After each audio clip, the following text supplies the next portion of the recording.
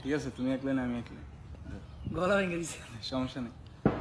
ছেলে আমার মস্ত মানুষ, মস্ত অফিসার, মস্ত ফ্ল্যাটে যায় না দেখাই পার ওপার, নানান রকম জিনিস আর আসবাব দামি দামি, সবচেয়ে কম দামি ছিলাম একমাত্র আমি।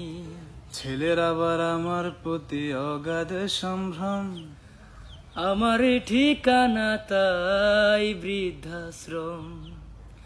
খোকার হয়েছে ছেলে 2 বছর হলো, তার তো মাত্র বছর 25, ঠাকুর মুখ তোলো। আহা।